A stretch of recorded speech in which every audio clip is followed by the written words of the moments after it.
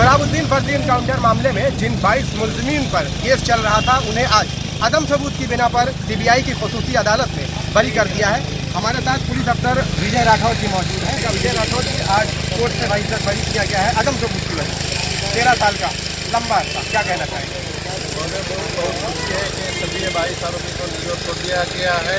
सत्यमेव जयते सर, लेकिन एक सवाल अभी भी बरकरार है। सोहराबुद्दीन का इनकाउंटर, मर्डर या जो भी कहा जाए वो तो हुआ था, तो फिर इस मामले को लेकर उनके भाई भी कहते हैं कि वो मुतमईन नहीं है, तो आप क्या कहना चाहेंगे?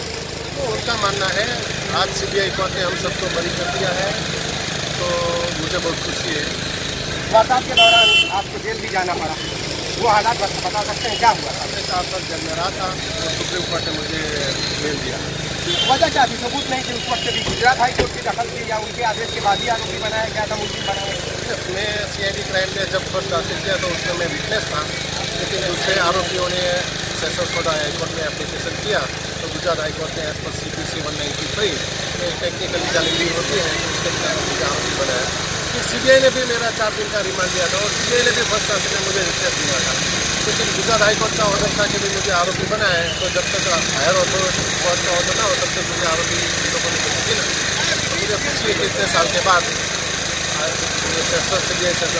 सबको बरी कर दिया है। सत्यमेव जयते हम लोग इस केस में से छूटे हुए बरी हो गए और ये सत्य का विजय हुआ है। इसी में बस और कुछ नहीं बोलना है।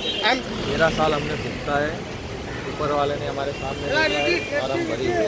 तुलसी प्रजापति का एनकाउंटर हुआ दिसंबर 2006 में, वो फेक था। हमारा ये शुरू से स्टैंड था कि जो हमने कार्रवाई की थी वो सेल्फ डिफेंस में थी, और आज जब वर्डिक्ट आया है फाइनल तो उसमें भी जो प्रोसिक्यूशन गवाह लाए, मेडिकल एविडेंस थे, आई विटनेस जिसको कह सकते हैं वो थे, साइंटिफिक एविडेंस थे, उनके आधार पर ये क्लियर हो चुका है कि जो हमारी घटना घटी थी वो सेल्फ डिफेंस में की गई कार्रवाई थी, उससे विशेष कुछ नहीं है।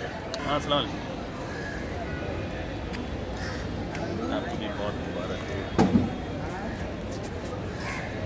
आपका जो केस है, जो ये मामला है, हालांकि सोहराबुद्दीन, उनकी जो बीवी हैं, उनकी दौजा है, उनका भी कत्ल किया गया था, और उसके बाद उनके भाई जो रुबाबुद्दीन शेख हैं वो इस मामले की लगातार पैरवी कर रहे थे।